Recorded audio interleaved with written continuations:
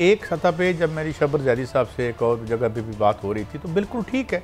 अब उन्होंने आपके लिए कोई रास्ता नहीं छोड़ा था और बेसिकली आपने अपने लिए कोई रास्ता नहीं छोड़ा, क्योंकि अब ये बड़ा मुशर्रफ के 4 साल छोड़ दें अगर हम, जिसमें कुछ थोड़ा बहुत कर्जा रिटायर किया था शौकत अजीज़ ने और वो एक उन्होंने उसके बगैर काम चलाया था। 23 प्रोग्राम इन्होंने किए हैं, ये 23वां प्रोग्राम है और ये तकरीबन दुनिया में वर्ल्ड रिकॉर्ड है। अच्छा, अब सवाल ये है कि क्या एक्सपोर्ट लेड ग्रोथ बनेगी? देखें, ये थोड़ी सी टेक्निकल बात है, इसको सादा ज़बान में बात करते हैं। देखें, आपने अगर एक्सपोर्ट करनी है तो पूरी दुनिया एक्सपोर्ट कर रही है, तो फिर आप कैसे एक्सपोर्ट कर सकते हैं? आप इस तरह एक्सपोर्ट कर सकते हैं कि मेरा सियालकोट में मेरा जो दोस्त भाई इंडस्ट्रियलिस्ट फुटबॉल बना रहा है, बैट बना रहा है, हॉकी बना रहा है, उसको आप बांग्लादेश से सस्ती बिजली दें, उसको आप जो है नेपाल इंडिया से सस्ती बिजली दें, और जो यहाँ पे हमारा इसका सेक्टर है, इसका कपड़े का सेक्टर है, उसको बांग्लादेश से हम सस्ती बिजली दें ताकि हम क्वालिटी में भी उनसे अच्छे हों और जो हमारी कास्ट ऑफ प्रोडक्शन है वो भी कम हो। मगर हमने क्या शर्तें मानी है ये इस पैसे के लिए? वो शर्तें क्या है कि जनाब हम ऑस्टेरिटी करेंगे, बेल्ट टाइटनिंग करेंगे, जो 4 बातें कल हमें मतलब आवाम का सांस बंद करेंगे। मैं क्योंकि मेरी इंग्लिश भाई बात सीधी सी है कि जनाब आपने ऑस्टेरिटी देखे ना। बात ये है, एक मैं आपको बड़ी दिलचस्प बात बताऊं। बात यह है कि फ्रांस में 3-4 साल पहले एक बहुत बड़े माइकल हसन नामी एक थे इकोनॉमिस्ट, अब भी हैं और बड़े रिस्पेक्टेड हैं। उन्होंने एक स्टडी की, एक कमीशन बनाया नेशनल डेट कमीशन के नाम से, जिसमें उन्होंने अपनी मुल्कों से और दूसरे मुल्कों से ये कहा कि ये जितना कर्जा तुमने लिया है, तुमने इस मफरूज़े पर लिया है कि इस मुल्क के अवाम के अखराजात उसकी आमदनी से ज़्यादा हैं। वो अवाम पे तो आपने खर्च करना बंद कर दिया। तालीम पे आप पैसे कोई नहीं खर्च करते, सेहत पे कोई नहीं खर्च करते, हेल्थ प्राइवेटाइज। और कर्जा तो तुमने खाया है, कर्जा तो हुक्मरान तबका खाता है, तो पे अवाम क्यों करें? ये जो मफरूज देखें ना, अगर आप पिछले 30 साल 40 साल देखें, ये न्यू लिबरल इकोनॉमिक प्रोजेक्ट जो आया है, इसमें आपने क्या किया कि अवाम पे एक आना खर्च नहीं। बड़ी खूबसूरत आपने बात की। मुझे ये लगा कि अवाम को आपने पता कहाँ से पकड़ा? 2 चीज़ों से आपने पकड़ लिया। एक तो यूटिलिटी बिल है। अच्छा, अवाम को आपने उनको मजबूरी से पकड़ा हुआ है, जिसको कहते हैं ना, आपने उनका सांस रोका है। आप अपना बच्चा, जो आदमी अपनी फैमिली पाल रहा है, वो मोटरसाइकिल जब 1 लीटर पेट्रोल डालता है तो ये वहाँ पे IMF का डंडा आ जाता है। शरीफ आदमी जो आपको मुझे याद है लास्ट टाइम तो फवाद चौधरी साहब मिनिस्टर थे, उन्होंने कहा हम इतनी सस्ती सुई गैस देकर ये अयाशी नहीं पाकिस्तान में करा सकते। अवाम के लिए अयाशी होती है।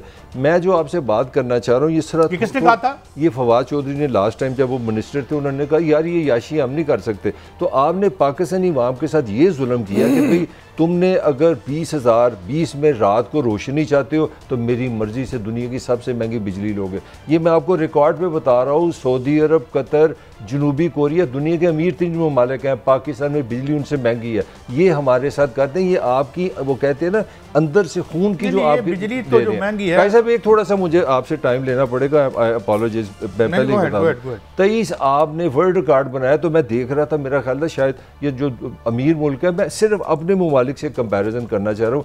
IMF से कितने उन्होंने कर्जा लिया और जो हमारे हुक्मरानों ने आपके और मेरे साथ किया। अफगानिस्तान के $378 मिलियन का कर्जा है अफगानिस्तान का। बांग्लादेश का $762 मिलियन का कर्जा है। 1 बिलियन भी नहीं बनता। बिलियन। बर्मा $517 मिलियन है। नेपाल $260 मिलियन है। श्रीलंका 850 मिलियन। श्रीलंका का कितना शोर है जी, वो डिफ़ॉल्ट हो गया, ये हो गया।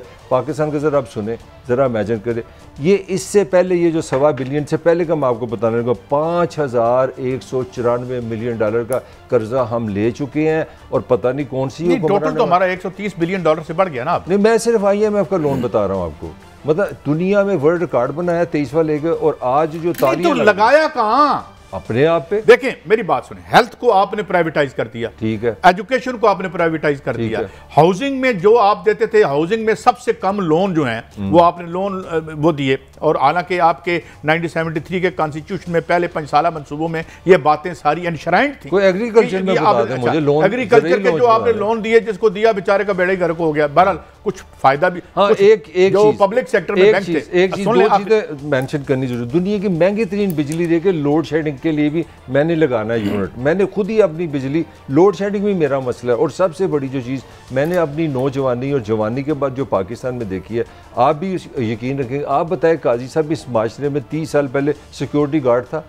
आपकी पुलिस कहाँ है? आपके इदारे कहाँ हैं? मुझे लगता है हर मोहल्ला अपनी सिक्योरिटी खुद करता है। अपनी बिजली आप लोड शेडिंग में जिम्मेदार हैं, लॉ एंड ऑर्डर के आप जिम्मेदार हैं, बच्चा आपने प्राइवेट पढ़ाना है और अगर आप बीमार हैं तो आपने प्राइवेट करना है। तो मुझे बताइए ये इदारे ये करोड़ों अरबों खरबों जो रुपए जो ले रहे हैं टैक्स, ये किस पे लग रहा है? अब इसको ना थोड़ा सा ट्विस्ट देते हैं।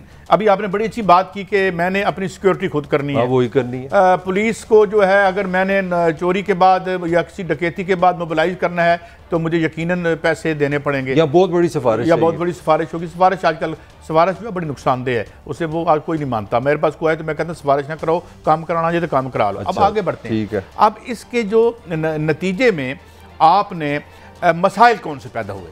बिजली हमारा मसला नहीं है, ठीक है, एजुकेशन हमारा मसला नहीं है, हमारा तालीम मसला नहीं है। अब क्या मसला हमारा? खत किसने लिखा था? ये IMF का खत कहाँ से आया? वीडियो, ये जुबैर साहब वीडियो में क्या कर रहे हैं? ये पॉलिटिकल आपका डिस्कोर्स है। एक ऐसा मुल्क जो पिटेंस है, एक पीनट है, $1.1 मिल के बगले बजा रहे हैं, वहां सियासत क्या हो रही है? इमरान खान क्या, मैं आऊँगा, मुझे पता आपके पास खबर है कि इमरान खान कैसे नायल होने को ज़हनी तौर पर तैयार हैं और खान साहब ने टेबल पे क्या ऑप्शन रखे होंगे, इस पर भी आते हैं। मगर हमारी हुक्मरान इशराफिया बहस क्या कर रही है कि क्या जनाब जो शहबाज गिल साहब हैं, जिनको बड़े प्यार मोहब्बत से तफ्तीश की गई है, बताया जाता है मुबैना तौर पर, उन्होंने आर्टिकल 6 कमिट की है या नहीं की कमिट? और क्या IMF के खिलाफ या डील के खिलाफ बोलना आर्टिकल 6 लगता है या नहीं लगता? पहले तो मैंने सुना था कि मुल्क के खिलाफ अगर वो करे जिसके लिए हमारी जान भी हाजिर है। अब ये है कि IMF के हवाले से भी अगर आपने कोई बात की है तो क्या आर्टिकल 6 लगता है शौकत तरीन साहब पर या नहीं?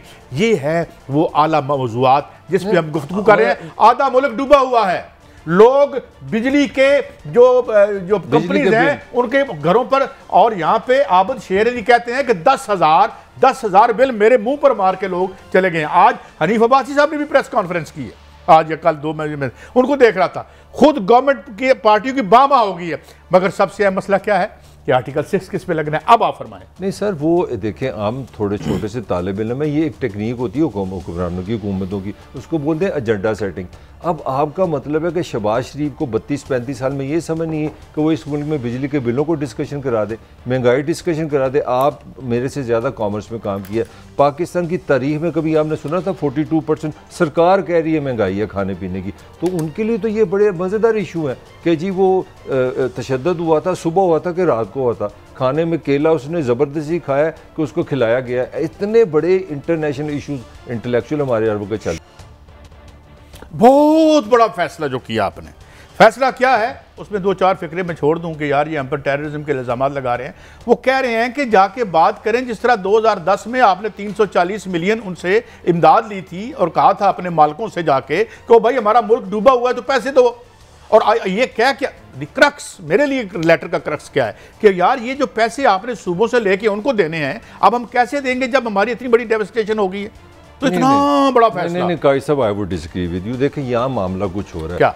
अगर तो ये मेरे शौकत अजीज़ साहब, ये हमारे असद उमर साहब, ये फवाद चौधरी साहब पाकिस्तान के लिए बात करते ना कि ये कर्जा इसलिए नहीं लेना कि पाकिस्तान की आवाम को सज़ा मिल रही है, ये कर्जा इसलिए नहीं लेना बिजली महंगी हो रही है, ये कर्जा इसलिए नहीं लेना पाकिस्तान आज़ाद हो जाएगा, इस तरह ना करें। देखिए काई साहब, मुझे आप सुन ले, आपका अपना हक है। ये कर्जा इसलिए नहीं लेना कि ये हुकूमत को सांस मिल जाएगा, ये हुकूमत डिफ़ॉल्ट से बच जाएगी। और दूसरा जो अंदर की बात है, इनको ये भी पता है कि इमरान के लिए एक मतलब हालात ऐसे बनाए जा रहे हैं कि वो नाहल हो जाए। अंदर से प्रेशर ये है कि इधर इमरान की नाहली, और ये अगर डिफ़ॉल्ट से बचते तो इसका मतलब है ये अगले टाइम 5 साल लेगा। ये सीधी सीधी लड़ाई है और ये पॉलिटिकल लड़ाई है। मैं समझता हूँ ये काबिल शर्म है। मेरे पास मेरा एक अंदाज ले लें, आपकी पंजाब की ब्यूरोक्रेसी ने इस पे स्टैंड लिया कि खुदा के लिए ये आप लेटर मत लिखे IMF को। उन्होंने तो एविडेंशियली बताया कि अगर ये पैसे नहीं आते तो आप डिफ़ॉल्ट करेंगे और इस मुल्क का जो हाल होगा आपको मेरे से ज़्यादा